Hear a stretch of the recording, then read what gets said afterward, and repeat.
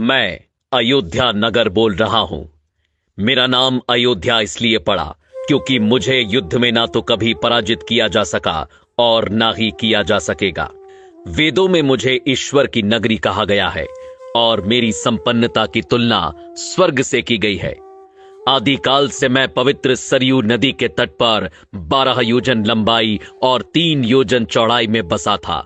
कई शताब्दियों तक मैं सूर्यवंशी राजाओं की राजधानी रहा। मेरा इतिहास हिंदू धर्म के सबसे पुराने इतिहासों में से एक है। मेरी उत्पत्ति ब्रह्मा जी के मानस पुत्र मनु से संबंधित है। मैं और मेरा सूर्यवंश मनु के पुत्र इक्ष्वाकु से प्रारंभ हुआ था। वेदों और पुराणों में मुझे अयोध्या के नाम के साथ और भी कई प्राचीन नामों से पुकारा गया है, जैसे साकेत, कौशलपुर, अवध, श्रावस्ती और अयोध्या। मेरा नाम अयोध्या यूं ही नहीं पड़ा, बल्कि इसके पीछे बहुत बड़ा धार्मिक महत्व है। स्कंद पुराण के अनुसार आ अक्षर ब्रह्मा है, या अक्षर विष्णु है तथा धा अक्षर शिव का स्वरूप है। यदि आप वेद व्यास के हाथों लिखित अथर्ववेद के पन्नों को पलटेंगे तो भारत की सबसे प्राचीन सप्तपुरियों में प्रथम स्थान पर आपको मेरा ही नाम दिखाई देगा। रामायण काल से मैं कौशल जनपद की राजधानी हुआ करता था, इसलिए मेरे आराध्य प्रभु श्री राम को कौशलपुर राजा के नाम से भी जाना गया। मैं अयोध्या बोल रहा हूं। कितने ही देवता, दानव, मनुष्य और शासक आकर चले गए, सदियां बीत गईं और फिर युग बीत गए, लेकिन मैं यहीं सरयू के तट पर अडिग रूप से खड़ा सब कुछ देखता रहा। मैं वो महासौभाग्यशाली नगर हूं जिसकी गोद में खेलकर रघुनंदन श्री राम बड़े हुए।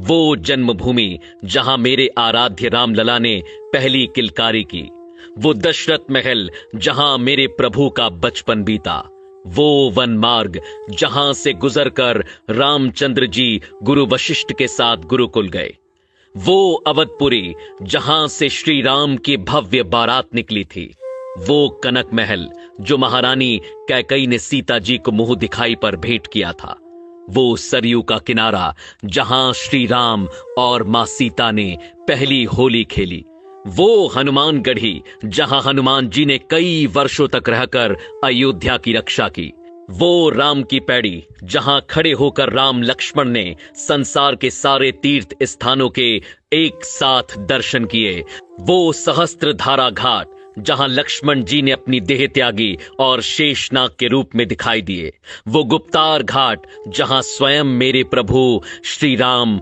जल समाधि लेकर बैकुंठ को लौट गए। मुझसे विदा लेते वक्त उन्होंने मुझे अमर और अजय रहने का वरदान दिया था। मेरी आंखों में बिछो के अश्रु भर आए थे। मैं अयोध्या बोल रहा हूं। यह सभी कुछ अपनी इन्हीं आंखों से देखा है मैंने। मेरे प्रभु जब 14 वर्षों के वनवास पर चले गए, तब मेरे नगर का बच्चा बच्चा रोया था। महाराज दशरथ को मैंने पुत्र वियोग में तड़प तड़प कर अपने प्राण छोड़ते हुए देखा। मैं वहीं उनके पास ही खड़ा था। सभी रोए, लेकिन मैं फिर भी कमजोर नहीं पड़ा। मुझे विश्वास था कि मेरे कोने कोने को अपनी आभा से प्रकाशित करने वाले प्रभु श्री राम एक दिन लौट कर आएंगे। वह दिन भी आया जब सबके प्राणों से प्यारे श्री राम वनवास से लौट कर आए। उस दिन मेरी भूमि पर महादीपोत्सव मनाया गया था। मेरी शोभा को मानो 4 चांद लग गए। मैंने अपनी आंखों से श्री राम का राज्य अभिषेक होते देखा, जिसके पश्चात उन्होंने 11,000 वर्षों तक राज्य संभाला और मेरी गरिमा को सजाए रखा। श्री राम के शासन के वो 11,000 वर्ष जो आप सभी ने केवल पुराणों के पृष्ठों में पढ़े होंगे, मैं उसके एक एक पल का साक्षी हूं। मैं अयोध्या बोल रहा हूं। लेकिन मेरे प्रभु के बैकुंठ लौट जाने के बाद मैंने जो अथाह संघर्ष किया, उसकी आप कल्पना भी नहीं कर सकते। श्री राम के जाते ही संपूर्ण अयोध्या पर बसने वाले मंदिर, राजमहल, घर द्वार, सभी कुछ को मैंने सरयू में समाहित होते देखा। वह दृश्य मैं आज भी नहीं भूल सकता, जब मात्र मेरी भूमि ही शेष रह गई थी। अनेकों वर्षों तक यह भूमि यूं ही रिक्त पड़ी रही और मैं प्रतीक्षा करता रहा इसे पुनः सुसज्जित करने वाले की। अनेकों वर्षों बाद यह प्रतीक्षा खत्म हुई और भगवान राम के पुत्र महाराज कुश ने अपनी युवावस्था में सर्वप्रथम अपने पिता श्री राम की पुण्य जन्मभूमि पर मंदिर का निर्माण करवाया। सूर्यवंश की अगली 44 पीढ़ियों तक यह अस्तित्व में रहा। वर्ष बीतते गए और पूरा युग बीत गया। मैंने द्वापर युग का आरंभ भी देखा और उसका अंत भी। सूर्यवंश के अंतिम राजा बृहदबल की मृत्यु महाभारत के युद्ध में अभिमन्यु के हाथों हुई और उसके बाद मैं एक बार फिर अकेला पड़ गया। कलयुग का आरंभ हुआ। समय के साथ धीरे धीरे मैं लुप्त होने लगा। मेरे अयोध्या नाम को जानने वाले सभी मुझे छोड़कर चले गए। कलयुग के आते ही मेरी फिर से अस्तित्व में आने की उम्मीद टूटने लगी। लेकिन कदापि मेरे आराध्य श्री राम की ही कृपा थी कि कलयुग के आरंभ में एक दिन चक्रवर्ती सम्राट विक्रमादित्य शिकार खेलते हुए मेरी अयोध्या भूमि पर पहुंचे। मुझे एक असामान्य भूमि जानकर उन्होंने खोज आरंभ की और यह ज्ञात किया कि यह श्री राम की अवध भूमि है। तब विक्रमादित्य ने यहां भव्य राम मंदिर के साथ साथ 360 मंदिरों का निर्माण कराया, जिनकी भव्यता देखते ही बनती थी। कलयुग में मुझ अयोध्या का अस्तित्व एक बार फिर लौट आया। इसके बाद समय समय पर मैंने अच्छे और बुरे दिन देखे, लेकिन मैं अडिग रहा। साल 1033 में मुगल आक्रांता सालार मसूद ने मेरे मंदिरों को ध्वस्त किया, जिसके बाद गढ़वाल वंश के राजाओं ने फिर मंदिर का निर्माण कर मुझे खड़ा किया। साल 1528 में मुगल बादशाह बाबर के निर्देशों पर फिर मुझे कुचलने की कोशिश की गई और मेरे सर्वस्व श्री राम के पूज्य जन्म स्थान पर बलपूर्वक मस्जिद खड़ी कर दी गई। मेरे रामलला से प्रेम करने वालों के हृदय में ये आग धधकती रही कि श्री राम को न्याय कब मिलेगा, और 1853 में यह आग भड़क उठी जब यहां पहली बार हिंदू मुसलमानों के बीच दंगे हुए। उस समय अंग्रेजी सरकार ने अस्थायी रूप से समझौता कराया। साल 1949 की खुदाई में यहां श्री राम के अवशेष मूर्तियां पाई गईं, जिसके बाद 1950 में सिविल कोर्ट में मूर्ति स्थापित करने की इजाजत मांगी गई। साल 1961 में एक बार फिर मेरी जागती उम्मीदों पर प्रहार हुआ और मेरे आराध्य श्री राम की मूर्तियां हटाने की कोशिश की गई। साल 1984 में विश्व हिंदू परिषद ने मंदिर निर्माण के लिए कमेटी का गठन किया और हिंदुओं को एक छोटी सी विजय के रूप में यहां अपने प्रभु श्री राम की पूजा करने की अनुमति मिली। इसी क्रम में साल 1992 में कई हिंदू संगठनों ने मिलकर मस्जिद के विवादित ढांचे को गिरा दिया, जिसके बाद देश भर में सांप्रदायिक दंगे भड़क उठे, जिसमें 2000 से ज्यादा लोगों को अपने प्राणों की आहुति देनी पड़ी।